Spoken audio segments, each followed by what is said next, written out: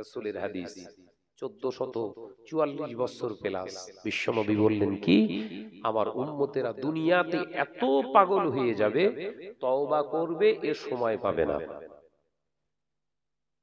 মিলছে মিলছে বাবা সাহাবীরা, ও আমার সাহাবীরা, শুধু তাই নয় বাবা সাহাবীরা, শুনে রেখে দাও, জেনে রেখে দাও, এমন একটা দিন আসবে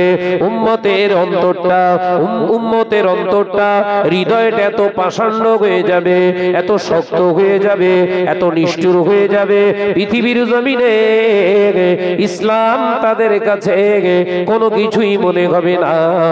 দুনিয়ার জমিনে তারা আল্লাহকে ভয় করা ছেড়ে দেবে, মরণকে তারা বেশি বেশি ভয় করবে। ও বাবা সাহাবীরা, অথচ আমি রাসূলুল্লাহ জানিয়ে দিলাম মৃত্যুকে ভয় পাবে না। মৃত্যু হলো মুমিনদের জন্য একটা খাস নিয়ামত। একবার জোরে বলবেন না সুবহানাল্লাহ। মুমিনের জন্য মৃত্যুটা হলো একটা খাস নিয়ামত। মৃত্যু হবেই হবে, এটা তো সত্য। রাসূলুল্লাহ বললেন সত্যকে অস্বীকার করার কোনো জায়গা নেই। অর্থাৎ মৃত্যু তো তোমার হবেই, কিন্তু ভয় করবে আল্লাহকে, ভয় করবে আল্লাহকে। কারণ মৃত্যু আমি শাহনাজ কোন হালাতে কোথায় কিভাবে হব এটা তো আমার মেনে, আল্লাহ তো লিখে দিয়েছে কোন জায়গায় মৃত্যু হবে, কিভাবে হবে, আল্লাহর তরফ থেকে হয়ে আছে। তাহলে ও অস্বীকার করার কোনো জায়গা নাই, কিন্তু আমার একটা ভিতরে ভয় থাকবে, আল্লাহর ভয়। ঈমানটা নিয়ে যদি মরতে পারি তবেই তো জীবনে কামিয়াবি। রাসূলুল্লাহ বললেন উম্মত নামাজ পড়বে, রোজা করবে, হজ করবে, যাকাত দেবে, আল্লাহর ভয় আর থাকবে না। আল্লাহর ভয় অন্তরে আর থাকবে না। সত্যি তাই, সত্যি তো তাই। বলেন, আল্লাহর ভয় যদি আমাদের ভিতরে থাকতো, আমাদের ঘরের মেয়েরা বিহায়াপনাতে নাম লেখাতো না। আল্লাহর ভয় যদি আমাদের হৃদয়ে থাকতো, আমাদের ঘরের মা বোনেরা মহিলা সমিতিতে নাম লেখাতো না। আল্লাহর ভয় যদি আমাদের ভিতরে থাকতো, আমাদের ঘরের নজন যুবক ছেলেরা ফ্রি টক টাইমে কথা বলতো না, বেগানা নারীদের সঙ্গে অবৈধ সম্পর্ক করতো না। আল্লাহর ভয় যদি আমাদের ঘরেতে থাকতো বাবা, আমাদের ঘরের বিবিরা, আমাদের ঘরের বউয়েরা, আমাদের ঘরের ভাবিরা, আমাদের ঘরের মায়েরা আর বন্ধন গ্রুপের সদস্য হতো না। এ নজনেরা, শুধু তাই নয়, আল্লাহর ভয় যদি আমাদের ভিতরে থাকতো, আমাদের ঘরের ছেলেরা মোবাইলেরা ফ্রি ফায়ার আর পাবজির আমি নিয়ে ব্যস্ত থাকতো না। ঘরের ছেলেরা রাত 2টো 2:30টা এই আজকে জলসা করছে, নজওয়ান ছেলেরা দেখেন, আমি আসলাম তো বাজারের উপর দিয়ে, ওরা যেন কি খুঁজছে পাচ্ছে না, আল্লাহর কসম। এই রাত আমি যখন আসছি তখন 12টা বাজতে 5 মিনিট বাকি আছে, রাত 12টা বাজতে 5 মিনিট বাকি, তখন ওরা খুঁজে পায়নি। কথা বুঝতে পারছেন? যুবতী মেয়েগুলো 2-4টে দেখলাম, ওরাও খুঁজতেছে, পাইনি। ভাই রাগ করলে হবে না, আমার দাওয়াত দিয়েছেন, আমি নির্ভীক ভাবে কথা বলা ছেলে, আমি আমার জানের পরোয়া করি না। আবাজি, তাহলে আজকে এই জালসা মাহফিলকে কেন্দ্র করে এই যে খোঁজাখুঁজি চলছে, আল্লাহর ভয় আছে? কথা বলেন না কেন ভাই? এখন ওর বাপ ধরেন মসজিদের ভিতরে তাহাজ্জুদ পড়তেছে, পা উঁচু করে, নিচের দিক মাথা করে, এত কষ্ট করে নামাজটা পড়তেছে। বলতে পারবেন ওর বাপ নাজাত পাবে? পাবে?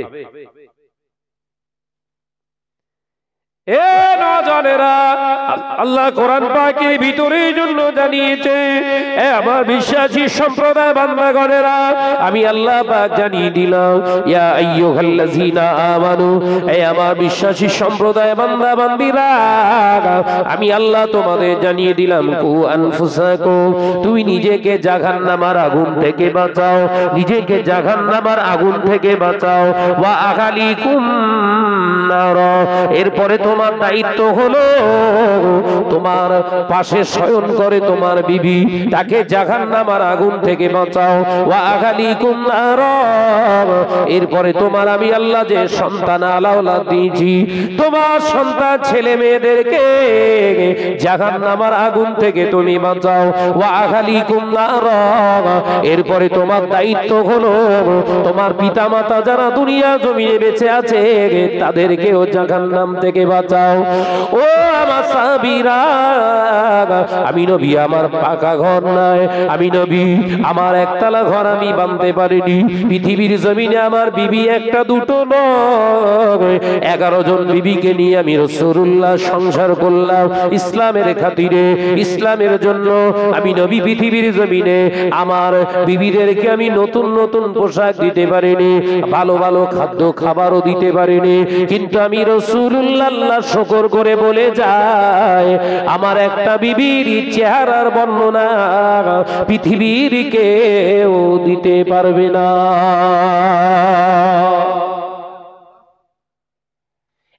একটা দুটো নয়, আল্লাহ নবীর হাদিস অনুযায়ী পাওয়া যায় নবী 4টি কন্যাকে নবী মানুষ করেছে।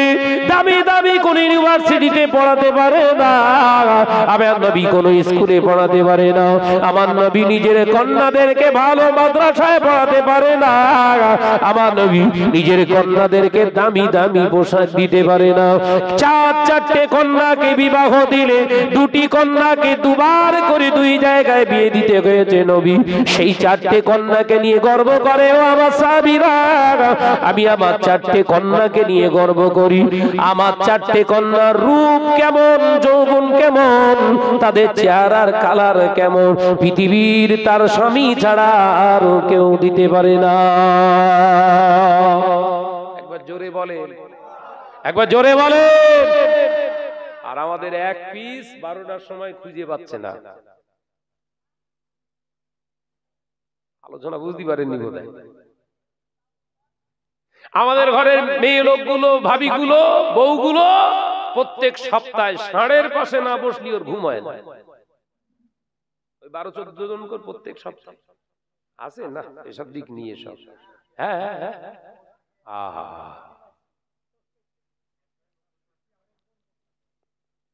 তাহলে তো একদম কবুল হয়ে গেছে তো।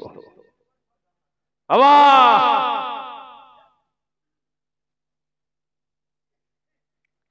3টে জায়গায় বিবির সঙ্গে কোনো কম্প্রোমাইজ নয়, নট অ্যাকসেপ্টেবল।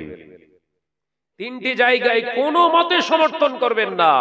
নাম্বার 1, বিবি যদি বেনামাজিনী হয়, ভালো লাগছে না নামাজ আজকে পড়বো না, রাসূলুল্লাহ বললেন নো নো নো, নেভার, কখনো হতে পারে না।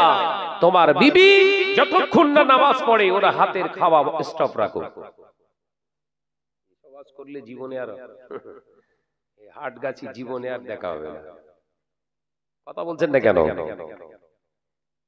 নবী বললেন দ্বিতীয় জায়গা, বিবি বলছে বড্ড গরম হচ্ছে, মাথা থেকে কাপড়টা সরাই, বিহায়াপনা করবে, ভালো নতুন কাপড় পরে একটু বাজারটায় ঘুরবে। রাসূল বললেন নট কম্প্রোমাইজ, মানবো না। 3 নম্বর জায়গায় রাসূলুল্লাহ বললেন তোমার আব্বা আম্মা হায়াতে রয়েছে, তোমার বিবি খাওয়াতে চাইছে না, রাসূল বললেন নো কম্প্রোমাইজ, খাওয়াতে হবে। এই সৎ সাহস নিয়ে, স্পিরিট নিয়ে বলবো কিভাবে? কারণ বিক্রি হয়ে আছি। হ্যাঁ, এক একটা গরু, 2 পেয়ে গরু বিক্রি হয়েছে 70,000, 4 ভরি, তাই না? এরকম বিক্রি। এক একটা গরুর দাম কি রে বাবা, গোল সাজানো জিনিস, বুঝতে পারছেন? হ্যাঁ, চাইতে চাইতে শুধু 2টো জিনিস বাকি থাকে, শুধু সোর আর লাঠি। কথা বুঝতে পারছেন না? এই দুটোই শুধু এখন লেয় না, বাকি সব লেয়। এক জায়গায় ঝেঁটা বলেছি, বলছে হুজুর ভুল বললেন, ঝেঁটাও দিতে হয়, ওই জন্য ঝেঁটা বাদ দিস। যে আজকে মুসলিম সমাজ কোথায়?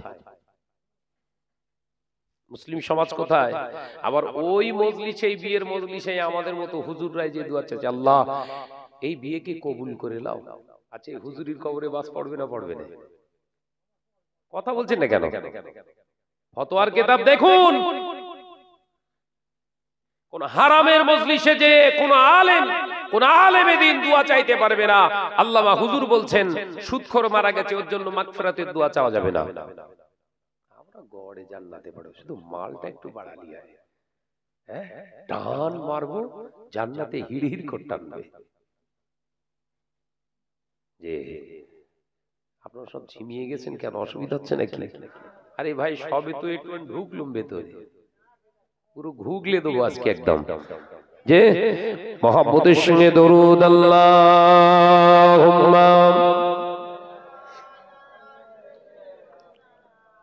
একসঙ্গে হচ্ছে না, একসঙ্গে হচ্ছে না, একই সঙ্গে পড়ি। আল্লাহুম্মা সাল্লি আলা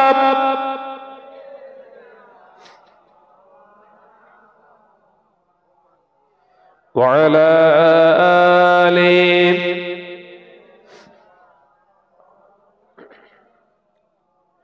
ওই মদিনার বাদশা তুমি নবী সরওয়ার, ওই মদিনার বাদশা তুমি নবী সরওয়ার।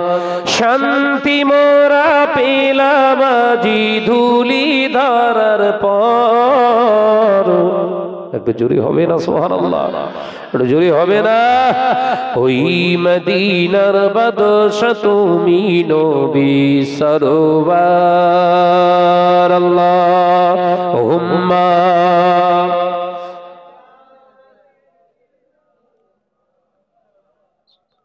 আওয়াজ দিয়ে পড়ো বাবা। ওয়ালা আলি।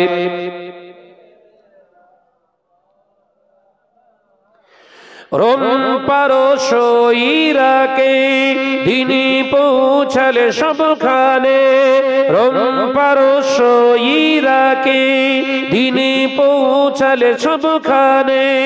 তোমার নূরের ওসিলায় দুনিয়া যে আলো হয়। জোরে বলবেন না? তোমার নূরের ছোঁয়া লেগে ঘুচল অন্ধকার। ওই মদিনার বাদশা তুমি নবী সরওয়ার, ওই মদিনার বাদশা তুমি নবী সরওয়ার। শান্তি মোরা পেলাম আজি ধুলি ধরার পর, ওই মদিনার বাদশা তুমি নবী সরওয়ার। আল্লাহুম্মা সাল্লি আলা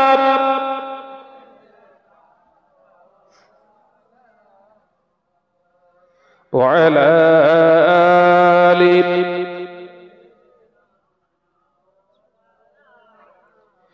তোমার সাথে সাহাবা বিজয় করলো পাক কাবা, তোমার সাথে সাহাবা বিজয় করলো পাক কাবা। তোমার নূরের ওসিলায় মুমিনি প্রাণে শান্তি পায়। জোরে বলবেন না? নারে তাকবীর, নারে তাকবীর। সিলসিলা হক মুসাদ্দাদুস সামান। তোমার নূরের ছোঁয়া লেগে ঘুচল অন্ধকার। ওই মদিনার বাদশা তুমি নবী সরওয়ার, ওই মদিনার বাদশা তুমি নবী সরওয়ার। শান্তি মোরা পেলাম আজি ধুলি ধরার পর, ওই মদিনার বাদশা তুমি নবী সরওয়ার। আল্লাহুম্মা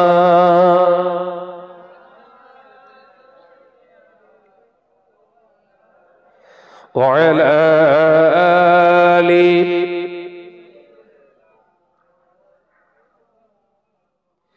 ও নজনেরা যুবকেরা, ছেলেরা, বাচ্চারা, আলোচনা বোঝানোর চেষ্টা করছি, বোঝার চেষ্টা করুন। আল্লাহ নবী পাক জবানে জানিয়ে দিলেন, আমার উম্মতিরা পৃথিবীর জমিনে ধন সম্পদওয়ালা হয়ে যাবে, অর্থওয়ালা হয়ে যাবে, ধনাঢ্য ব্যক্তি হয়ে যাবে। ও আমার সাহাবীরা, তারা সুন্দর সুন্দর লেবাস পরবে, পৃথিবীর জমিনে নামাজ পড়বে, রোজা করবে, হজ করবে, যাকাত দেবে। তবু আমি রাসূলুল্লাহ জানিয়ে দিলাম, উম্মতের কাছে আমার ইসলামটা গরীব হয়ে যাবে।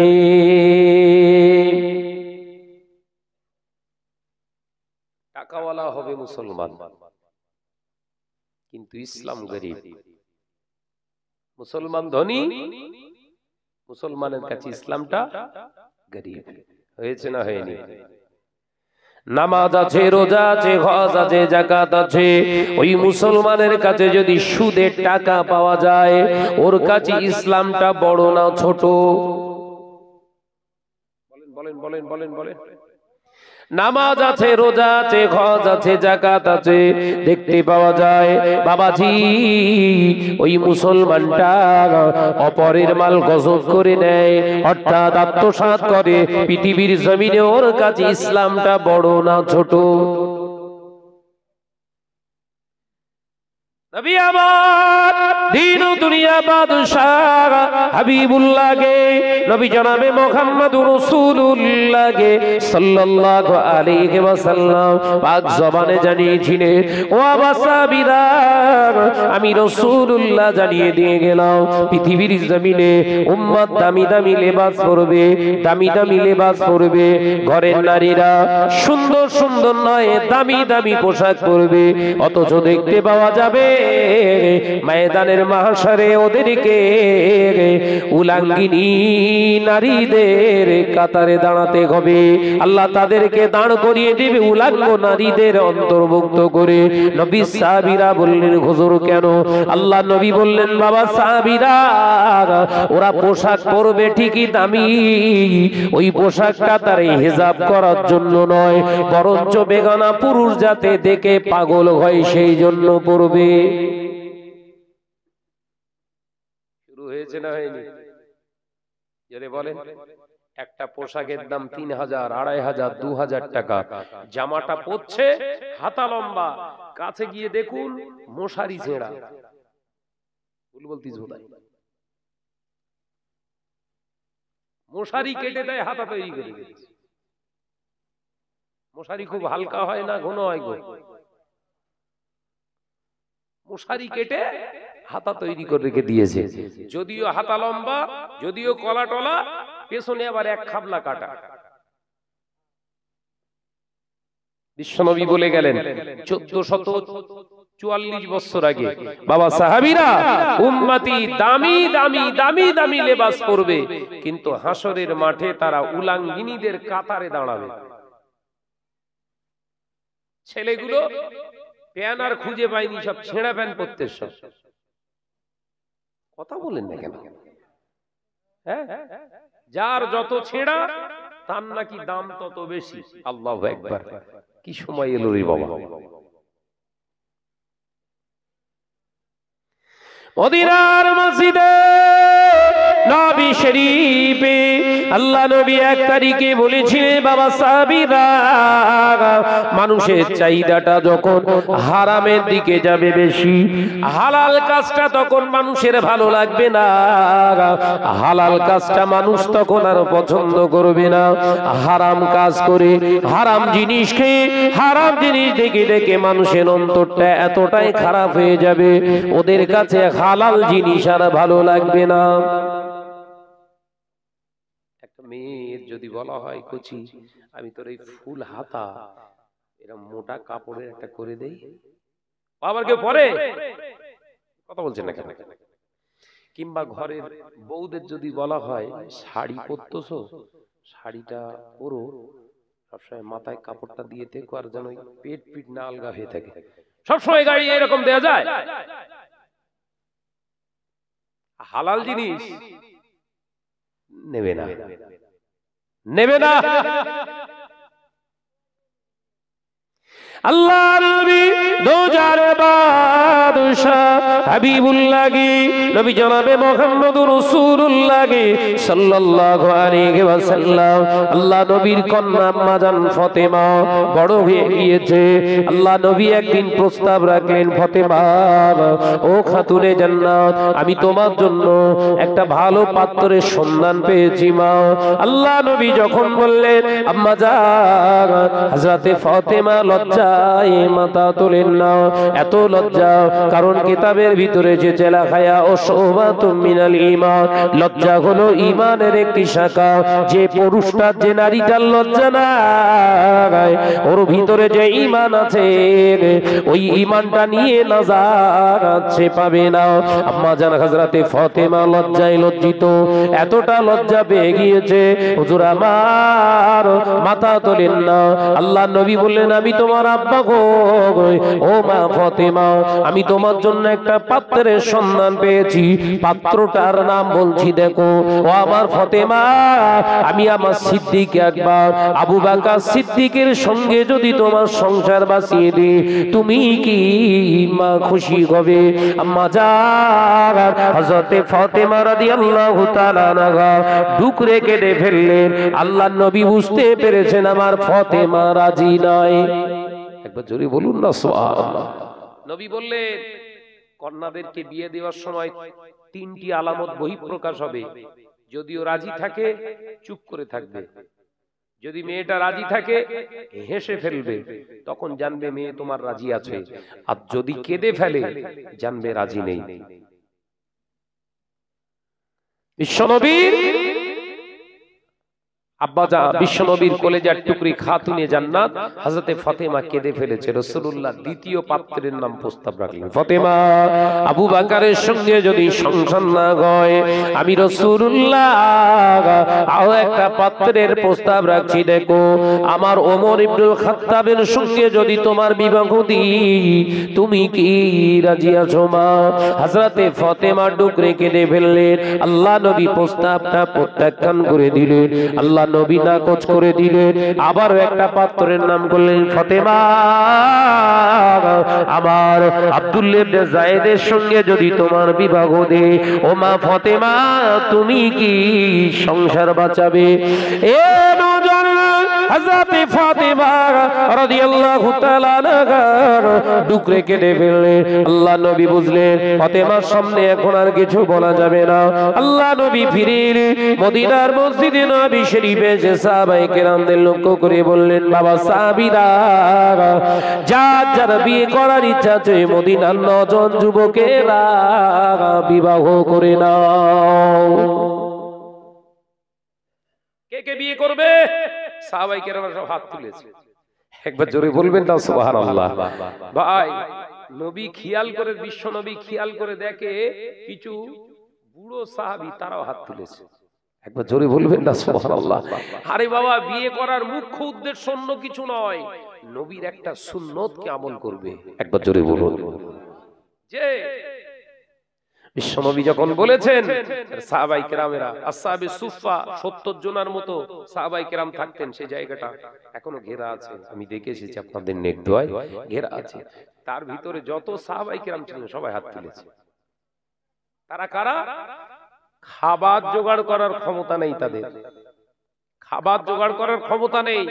পরনের কাপড়টা এত ছোট, এত ছেঁড়া যে রাসূলুল্লাহ মদিনার মসজিদে নববী শরীফ থেকে, হুজরা শরীফ থেকে যখন মদিনার মসজিদে নববী শরীফে আসতেন, এখনো সেই গেটটা আছে, বাবে তাহাজ্জুদ বলে ওই গেটটার নাম, ভেতরের অংশে। ওই বাবে তাহাজ্জুদ দিয়ে হুজুর যখন বেরোতেন নিশুদি রাত্রে, সাহাবায়ে কেরামরা দাঁড়িয়ে যেতেন। এত ভাবে রাসূলকে মহব্বত করতেন, দাঁড়িয়ে যেতেন। আর এই দাঁড়িয়ে যাওয়ার কারণে পায়ের দিকটা তহবান গুলো উঠে যেত, এত শর্ট। সেই সাহাবায়ে কেরামরা রাসূলের সুন্নাত পালন করার জন্য হাত তুলেছে, বিয়ে করবে। আল্লাহ নবী বললেন, আর রাজুলুন নিকাহ শর্তুন সালাসা, ও সাহাবীরা, পুরুষরা বিয়ে করতে গেলে তাদের ভিতরে 3টে শর্ত থাকতে হবে। কটা শর্ত বলবো?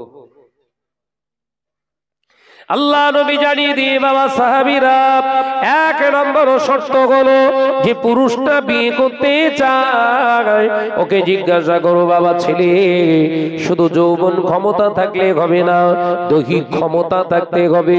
দৈহিক ক্ষমতার সাথে সাথে সংসারের সমস্ত কাজ করার এক্সপেরিয়েন্স, অভিজ্ঞতা রাখতে হবে। একবার জোরে বলুন না সুবহানাল্লাহ। তার মানে রান্না করা, বাটনা বাটা, ঘর ঝাড়ু দেওয়া, জামা কাপড় পরিষ্কার করা, এই পুরুষটা যেন সমস্ত কাজের পারদর্শী হয়। একবার জোরে বলবেন না সুবহানাল্লাহ। নবী শুধু বিবাহ করা সুন্নাত বলিনি, স্ত্রীর হাতের কাজ করে দেওয়াটাও হলো রাসূলের সুন্নাত। একবার জোরে বলবেন না। অনেক ছেলেরা রয়েছে, হ্যাঁ আমরা রান্না করে ঢুকবো, আমরা শুধু এনে দেবো আর কষা খাবো। কথা বুঝতে পারছেন না বাবাজি? এগুলো হাজব্যান্ড নয়, এগুলো হচ্ছে কুত্তা ব্যান্ড। এগুলো কি ব্যান্ড বললাম? যারা এনে দেয় আর ঠ্যাংনাড়া দেয়, বলে লিয়ায় কষা লিয়ায় কষা লিয়ায়, এগুলো হাজব্যান্ড নয়, শুধু কুত্তা ব্যান্ড। বিশ্বনবী কোলে যারা সাহাবী, সাহাবায়ে কেরামের আঘাত উঠিয়েছে বাবা। আল্লাহ নবী বললেন প্রথম শর্ত, দ্বিতীয় নম্বর শর্ত হলো ও আমার সাহাবীরা, দ্বিতীয় নম্বর শর্ত হলো শুনে রেখে দাও, যে ছেলেটা বিবাহ করবে ওর নিজের পরিশ্রমের টাকা অর্থ দিয়ে বিয়ের দিনেতে নগদে নগদে মোহরানাটা মেটাবে। একবার জোরে বলুন, কোন টাকা দিয়ে? জোরে বলেন, জোরে বলেন। বিয়ের দিনেতে মোহরানা, দেনমোহর নয়। দেনমোহর কথা অর্থ আলাদা, ওটা হচ্ছে মোহরানা। কথা বুঝতে পারছেন না? মোহরানা, মোহরানাটা কোন টাকায় দিতে হবে? নিজের পরিশ্রমের, মেহনতের, পরিশ্রমের, বাপের থেকে নিয়েও দেয়া যাবে না। এখন তো ঘরের ছেলেরা বলছে মেয়ের টাকা, মেয়ের বাপের টাকা ওর মোহরানা দেবো। কথা বুঝতে পারছেন না? যে রাসূলুল্লাহ বললেন যে তোমার পরিশ্রমের, মেহনতের, পরিশ্রমের টাকা যদি নাও থাকে, পরিশ্রম করে গতর ঘামিয়ে যে জিনিসটা করেছো তুমি, তোমার জিনিস আছে, সেই জিনিসটা দিয়ে বিবির মোহরানা দাও। একবার জোরে বলুন না সুবহানাল্লাহ। নবী বলছে মোহরানা যার দেয়ার সক্ষম আছে, নিজের পরিশ্রমের টাকা, অর্থ বা জিনিস দিয়ে সে বিয়ে করবে। তৃতীয় নম্বর শর্ত, যাকে বিবাহ করবে তার ভরণ পোষণের দায়িত্বটা নিতে হবে। এ আমার সাহাবীরা, ভরণ পোষণের দায়িত্ব মানে শুধু খাওয়ানো নয়, পড়ানো নয়, শোয়ানো নয়। আমি নবী জানিয়ে দিলাম, ঘরের বিবি যদি বিহায়া হয় তাকে হায়া লজ্জাশীনা বানানোর দায়িত্ব তোমার। ঘরের বিবি যদি বেনামাজিনী হয় তাকে নামাজিনী বানানোর দায়িত্ব তোমার। চাচা বলছে 36 বছর ধরে বোঝাচ্ছি, আর হয় না। 36 বছর ধরে বোঝাচ্ছে চাচি নামাজ পড়ে না, কিন্তু 10টা বাচ্চা। চাচা মার খাবে না, খাবে না, কথা বলছে না কেন? অসুবিধা হচ্ছে? আমি শেষ করে দেই ভাই। 36 বছর ধরে পাকা মাল বোঝাচ্ছে, বুঝিয়ে বুঝিয়ে 10টা বাচ্চা হয়েছে, কিন্তু বউ নামাজি হয়ে গেছে। ও মার খাবে না, খাবে না, কথা বুঝতে পারছেন না? আবার ওকে মরে গেলেই আমরা দোয়া পড়তেছি বিসমিল্লাহি ওয়ালা মিল্লাতে রাসূলুল্লাহ। ফেরেশতারা বলছে বুঝতে পেরেছি, রেখে যা। কথা বুঝতে পারছেন না? বুঝতে পেরেছি, রেখে যা। আমরা চেক করে লোবাল।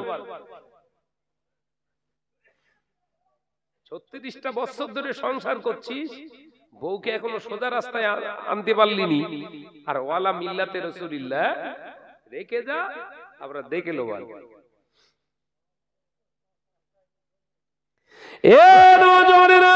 যুবকেরা, ছেলেরা, বাচ্চারা, পর্দানিশীনা মা ও বোনেরা, কান খুলে শুনে কি দি, দয়ার নবী রাহমাতাল লিল আলামিন হুজুর আমার দেখতে পাওয়া যায়, আল্লাহ নবী বললেন ওই বিবিটার যদি ভরণ পোষণের দায়িত্ব তুমি নিতে পারো আমার সাহাবীরা, আমি নবী বলছি তোমার জন্য বিয়ে জায়েজ। এই 3টে শর্তের ভিতরে একটা শর্ত যদি কমি হয় হয় লা ইয়াজুজু আন-নিকাহ, তোমার জন্য বিবাহ করা জায়েজ নয়। তিনটের ভিতরে একটা কমি হলেও বিয়ে জায়েজ না। যখন রাসূলুল্লাহ বলেছেন সঙ্গে সঙ্গে আসহাবে সুফফা যত সাহাবায়ে কেরাম ছিলেন সব হাত লাভিয়ে দিয়েছে, হাত মিটে গেছে। কথা বুঝেছেন? যখন বলেছে তিনটের ভিতরে একটা যদি কমি হয় বিয়ে জায়েজ নেই, দুটো আছে একটা নেই, বিয়ে জায়েজ নেই। কথা বুঝতে পারছেন না? সাহাবায়ে কেরাম হাত নামিয়ে নিয়েছে। বিশ্বনবী আস্তে আস্তে হযরতে আলীর কাছে গেছেন। বিশ্বনবী শেরে খোদা হযরতে আলীর কাছে গিয়ে বলছে, বাবা আলী, তোমার জন্য ভালো একটা পাত্রী দেখেছি। আর সাহাবে সুফফাদের অন্তর্ভুক্ত হযরতে আলী। কথা বুঝতে পারছেন না?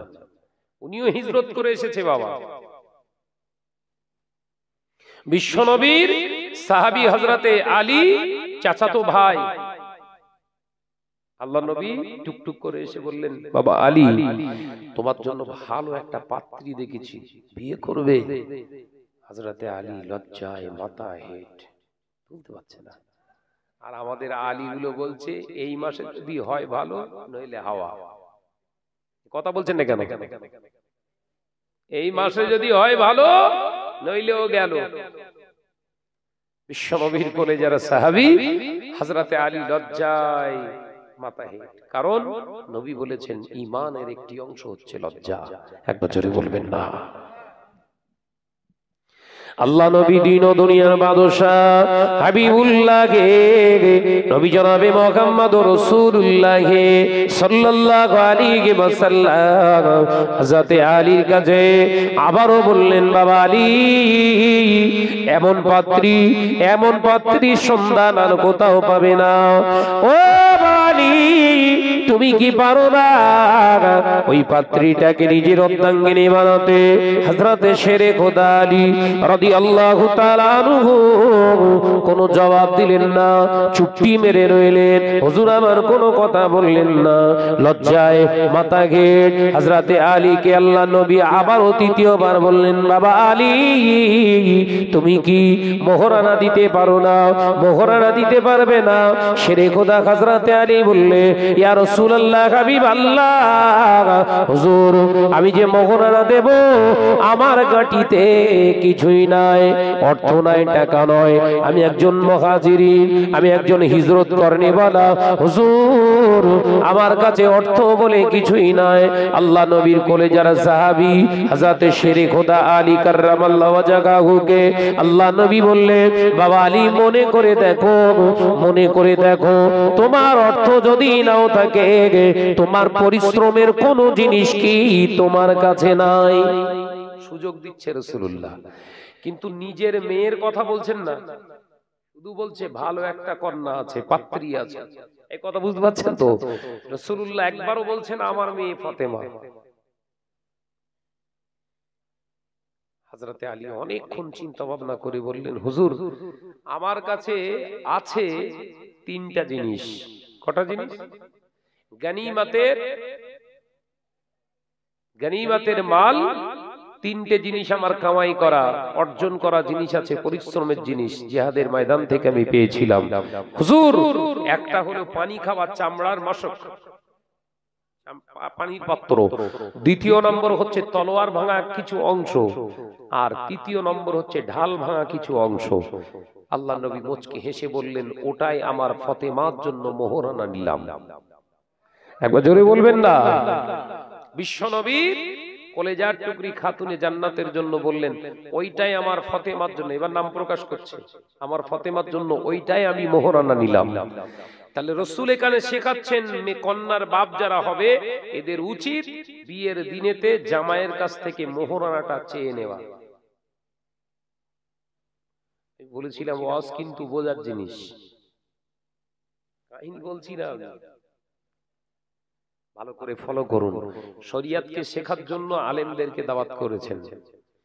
তাহলে রাসূলুল্লাহ শেখাচ্ছেন কি, ওখানে দালাল ফিট করা যাবে না। ওই দুইজন সাক্ষী পাঠালেন, একজন উকিলকে পাঠাইতো নাকি, বিষয় পাঠাইতো, ও সব পাঠাচ্ছেন, পাঠান, কিন্তু আপনি নিজে যাবেন, নিজে নিজে গিয়ে ছেলের কাছ থেকে, বাবা মেয়ের মোহরানাটা দাও। ওকারও দালাল, দালালের হাতে দিয়েছে কি দেয়নি, দালাল এসে বলল ৫,০০০ টাকা জেওরবাদ, কথা বুঝতে পারছেন না নাকি? ধার রইল, হ্যাঁ হবে দিয়ে দেওয়ার, হবেন। সে হবেন হবেন করতে করতে 10টা বাচ্চা হয়ে গেল, 40 বছর হয়ে গেল বয়স। মালিকাল মউত এসে বলছে চ ঘর চ। কথা বুঝতে পারছেন নাকি? আজরাইল এসে বলছে চলো ঘর চলো। ও সে মোহরানার কথা আর মনে নেই, মাল বান্ডেল হয়ে গেছে, এন্ড খাটিয়ার উপরে শুইয়ে দিয়েছে। তখন সেই দালাল, ওখানেও দুটো দালাল, ওখানেও দুটো দালাল, এই ভাবির কাছ থেকে মোহরানাটা মাপ চাইলে করে তো কথা বলছেন না কেন? সঙ্গে সঙ্গে গিয়ে বউ তখন বুক চাপড়াচ্ছে, স্বামীকে হারিয়ে ফেলেছে, 40 বছর সংসার করেছে, পাগলের মতো কাঁদছে বুক চাপড়ে চাপড়ে। দুটো দালাল গিয়ে ঘুসঘুস করে বলছে আহা ভাই খুব ভালো মানুষ ছিল গো। দালাল যেরকম কথা হয় বুঝতে পারছেন নাকি? খুব ভালো মানুষ ছিল, আর কি করা যাবে, সব ভাইকে চলে যেতে হবে, আর কেঁদো না, তুমি মাফ কর দাও। ফল খেলো কে আর ঢেকুর তুলতেছে কে? কথা বুঝতে, 40 বছর ধরে সংসার যে করলো সে ক্ষমা চাইনি, সে ওই টানটানি শুয়ে রয়েছে।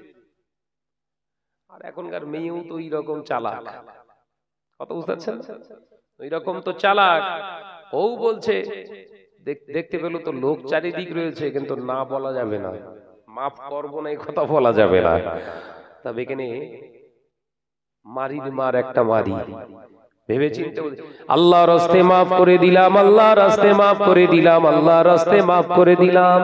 ভাই হাতের চিহ্ন কি মাফ করার চিহ্ন? এটা ভালো করে দেখে, মাফ করে দিলাম, মাফ করে দিলাম, মাফ করে দিলাম। দুটো দালাল বলছে হয়ে গেছে, কাজ হয়ে গেছে। ওরে দালাল, শুধু মুখে শুনলি হবে না, ইশারায় দেখ কি বলছে। জবান এক কথা বলে, মুখ আর এক কথা বলে, তাহলে অন্তর আর এক কথা বলছে। কথা বুঝতে পারছেন না? যুবকেরা, ছেলেরা, বাচ্চারা, ফতোয়ার কিতাবে যে সমস্ত পুরুষেরা বিয়ে করার সময় ওদের মোহরানা বিবিদেরকে মেটায় না, ওই অবস্থায় যদি বিনা তওবায় মারা যায়, কিয়ামত পর্যন্ত কবরে জিনাকারীদের আযাব দেয়া হবে। ময়দানের মাশরে আল্লাহ তাআলা ওদের হাসরটা জিনাখোরদের কাতারে দাঁড় করিয়ে করবে। এ নওজওয়ানেরা, যুবকেরা, ছেলেরা, বাচ্চারা, আল্লাহ নবী কলেজার টুকরে খাতুনে জান্নাতের জন্য হুজুর আমার রাজি করালেন। হযরত শেরে খোদা আলী বললেন, হুজুর আমার এই জিনিস আছে, কিন্তু হুজুর বিবাহ করার পরে বিবিকে তো ঘরে রাখতে হয়, আমার তো ঘর নাই ইয়া রাসূলুল্লাহ। আল্লাহ নবীর মনটা খারাপ হয়ে গেল। শেরে খোদা হযরত আলী যখন বললেন বিবিকে কোথায় রাখবো, আল্লাহ নবীর মনটা খারাপ হয়ে গেল। আমার আলীর তো ঘর নাই। মদিনার বিশিষ্ট সাহাবী হযরতে আইয়ুব আলী আনসারী রাদিয়াল্লাহু তাআলা আনহু পাশে দাঁড়িয়েছিলেন। ইয়া রাসূলুল্লাহ, ইয়া হাবিবাল্লাহ, কে বলেছে আমার ভাই আলী, আমার ছোট ভাই আলীরই ঘর নাই, আমার ছোট বোন ফাতেমার ঘর নাই, কে বলেছে? হুজুর চিন্তা করবেন না, আমি আইয়ুব আলী আনসারী, আমার যতটা ঘর আছে ওই ঘরের ভিতর থেকে সব থেকে ভালো পছন্দনীয় ঘরটা আমার ছোট ভাই আলী আর আমার ছোট বোন ফাতেমাকে আমি দিয়ে দিলাম। একবার জোরে বলবেন না? রাতে বিয়ে হবে, বিশ্বনবী রাতে বিয়ে হবে, নিয়ত করে এসে ফাতেমার কাছে রায় নিতে এসেছে। আম্মাজান ফাতেমাকে বলছে, ফাতেমা আর একটা পাত্র দেখেছি, আর একটা পাত্র দেখেছি, বিশ্বনবী বললেন আমার শেরে খোদা আলীর সঙ্গে যদি তোমার সংসার বাঁচিয়ে দিই তুমি কি রাজি আছো? হযরতে ফাতেমা ফিক করে হেসে ফেললেন। একবার জোরে বলুন, একবার জোরে হবে না সুবহানাল্লাহ? রাসূলুল্লাহ খুশি হয়ে গেলেন, ওই রাতে বিয়ে হবে। কিন্তু নবী যখন মদিনার মসজিদে নববী শরীফে এসেছেন, ব্যাকে যখন ঘরে গিয়ে দেখলেন ফাতেমা কাঁদছে। আম্মাজান ফাতেমা রাদিয়াল্লাহু তাআলা আনহা ঝরঝর করে কাঁদছে। আল্লাহ নবী ঘরে ঢোকার আগে সালাম দিলেন। একটা সুন্নাত দেখেছেন, নবী ঘরে ঢোকার সময় সালাম দিয়ে ঢুকতেন। আছে সব আছে চাষ, বাগদা চিংড়ির চাষ আছে, ভেটকির চাষ আছে, সালামের চাষ আছে, সব শেষ। যে বলেছিল না, বলেছিলাম না, রাসূল বললেন মুসলমান ধনী হবে, ইসলাম গরীব হয়ে যাবে। পরীক্ষা করলেন এক একটা হাদিস পাক থেকে। রাসূল পাক সাল্লাল্লাহু আলাইহি ওয়াসাল্লাম বলছেন ঘরে যখন তোমরা প্রবেশ করো নিজের ঘর তুমি তৈরি করেছো। কি হলো এখানে এত এত এত কথা হচ্ছে কেন রে বাবা?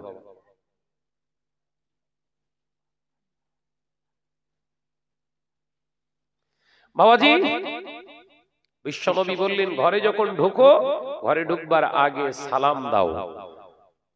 স্ত্রী হোক, বাচ্চা হোক, ভাই হোক, মা হোক, বাপ হোক, ঘরে ঢোকার আগে দরজার বাইরে দাঁড়িয়ে সালাম দাও, আসসালামু আলাইকুম। বিশ্বনবী বললেন স্বামী স্ত্রীর মহাব্বতের তাবিজের নাম হলো সালাম। একবার জোরে হবে না? আরে জোরে হবে না? যে স্বামী স্ত্রীর মহাব্বতের তাবিজের নাম সালাম। সন্তানের প্রতি বাপ মায়ের ভালোবাসা তাবিজের নাম হলো সালাম। বিশ্বনবী সালাম দিলেন ফাতেমাকে। বিশ্বনবী কলেজার টুকরি খাতুনে জান্নাত দরজা খুলে দিয়েছেন। নবী দেখলেন হযরতে ফাতেমার চোখ দুটো লাল টকটকে হয়ে গেছে। আল্লাহ নবী বললেন ফাতেমা কি হয়েছে তোমার? রোনাজালি কেন করো? তুমি কি বিবাহেতে রাজি নও? আমার আলীর সঙ্গে কি তুমি সংসার করতে রাজি নও?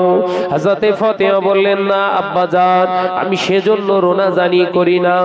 কেন রোনাজানি করো? ও ফাতেমা, তোমার মা খাদিজার কথা কি মনে পড়ে গেল? হযরতে ফাতেমা রাদিয়াল্লাহু তাআলা আনহা বললেন তা নয় আব্বাজান, আমি মা হযরতে খাদিজার জন্য কাঁদি না। কিসের জন্য রোনাজানি করো? আব্বাজান, আমি ফাতেমা রোনাজানি করি লজ্জায়। হুজুর, আমি শুনেছি মহিলাদের বিয়ে হলে তারা প্রথম রাতে স্বামীর সামনে যখন দাঁড়ায়, নতুন পোশাকে স্বামীর সামনে দাঁড়ায়। হুজুর, আমি ফাতেমা আজ রাতে আমার বিয়ে, আমার গায়ে যে পোশাকটা রয়েছে এটাই হবে আমার বিয়ের পোশাক। এই পোশাকটা একটা দুটো তালি নয়, 70টা তালি দেয়া রয়েছে।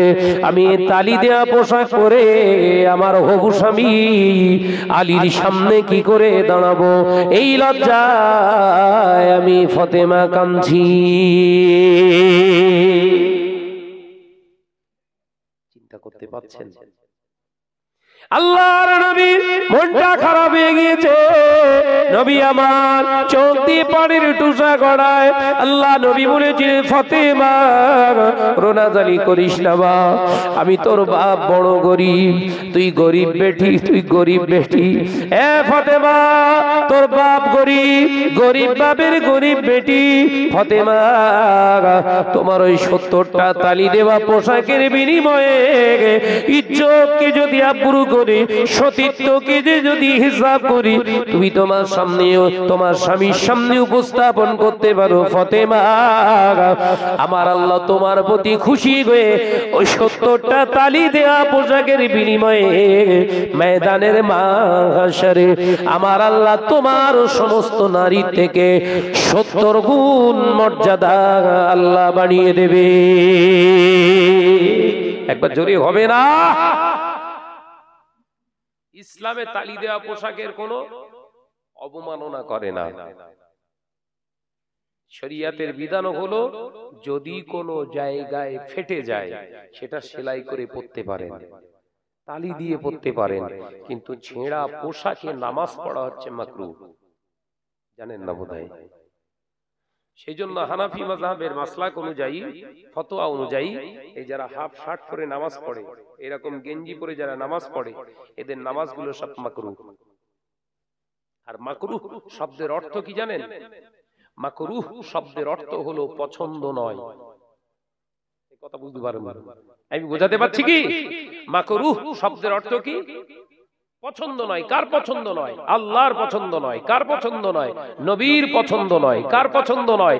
কোরআন হাদিসের পছন্দ নয়।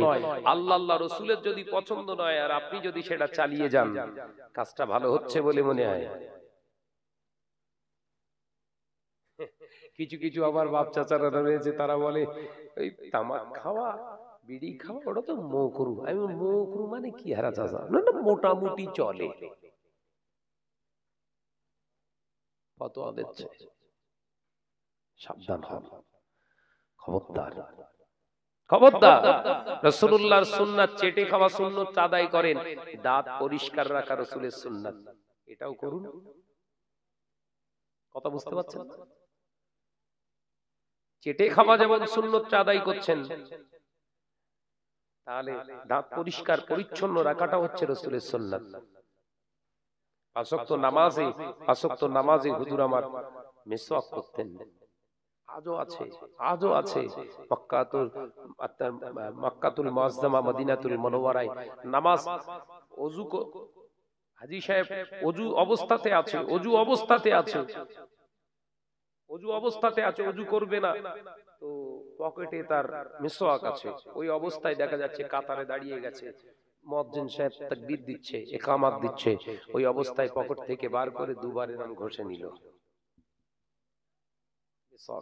কারণ বিশ্বনবী বলেছেন মিসওয়াক করে নামাজ আদায় করলে 70 গুণ সওয়াব বেশি।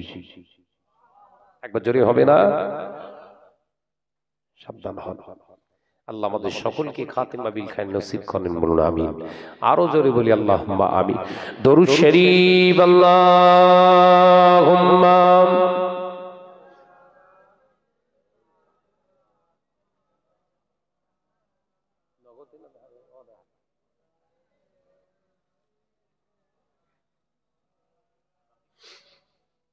একদিন তোমারি নাম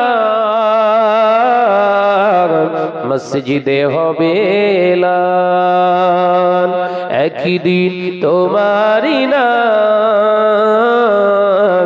মসজিদে হবে এলান।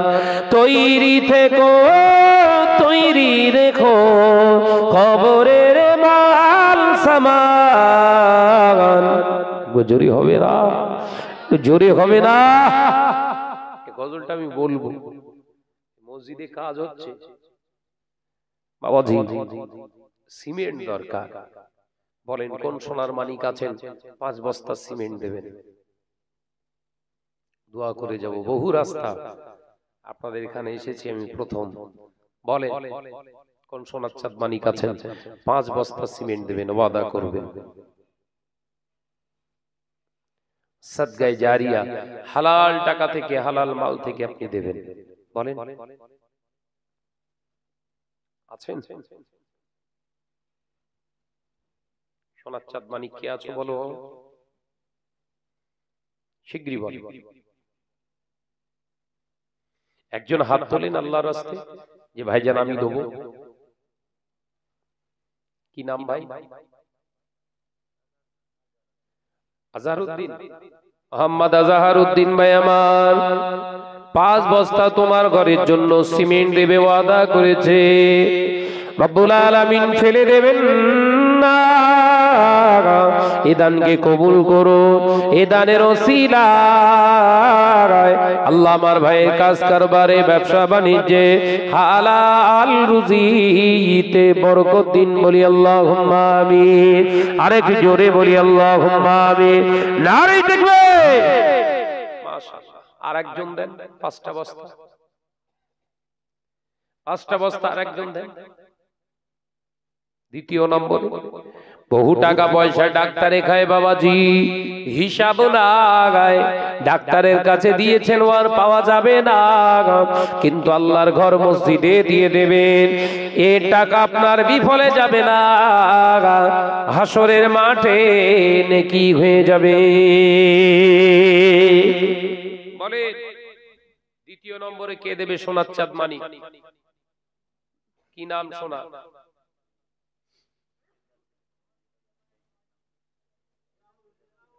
মোহাম্মদ রেজাউল। মোহাম্মদ রেজাউল ভাই আমার দ্বিতীয় নম্বরে 5 বস্তা সিমেন্ট আদা করেছে। আল্লাহ পাক ফেলে দেবেন না, এ দানকে ফেলে দেয়া যায় না। রব্বুল আলামিন এ দানের ওসিলায় কাজ কারবারে, ব্যবসা বাণিজ্যে, হালাল রুজিতে বরকত দিন। আল্লাহ পাক দয়াময় দয়া করে মেহেরবানি করে এ দানকে কবুল করে ভাইয়ের সংসারে উন্নতি দিন। বলি আল্লাহুম্মা আমিন। আরেকটু জোরে বলি আল্লাহুম্মা আমিন। নারে তাকবীর। তৃতীয় নম্বরে হোক আর একটা বিজোড় থাক, বিজোড় থাকার একজন 5 বস্তা। তৃতীয় নম্বর একজন সোনার মানিক দেন। এবছরে আমার নিয়ত আছে আল্লাহর খানায় কাবায় যাব। কথা বুঝতে পারো? দোয়া করব আপনাদের জন্য। বলেন 3 নম্বরে নেই। তৃতীয় নম্বরে একজন হবে না বাপ? 5টা বস্তা সিমেন্ট হবে?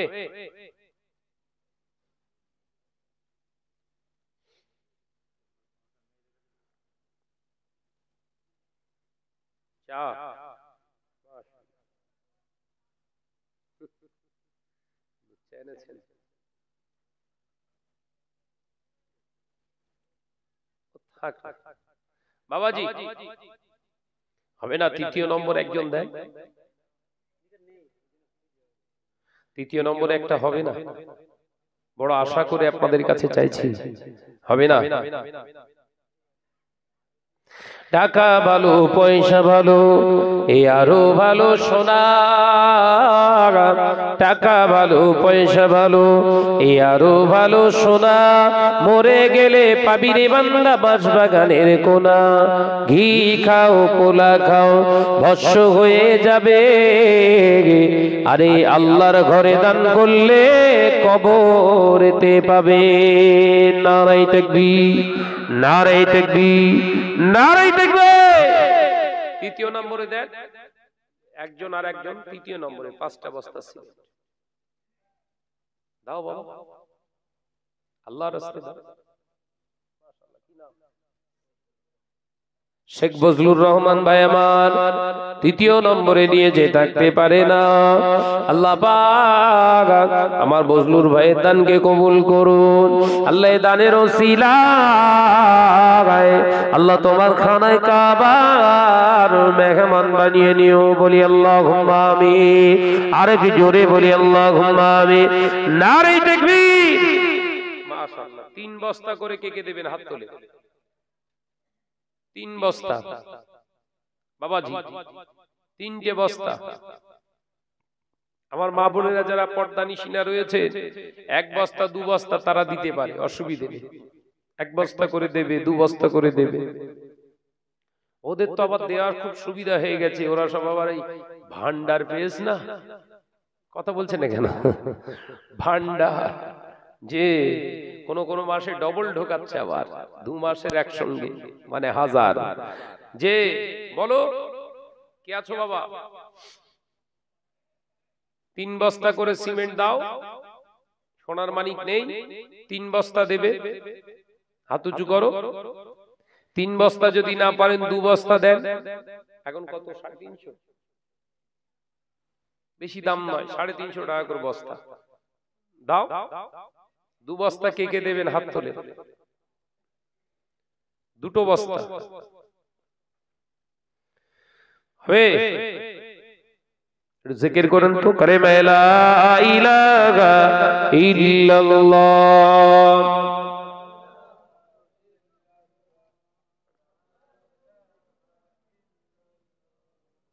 কালেমা লা ইলাহা ইল্লাল্লাহ।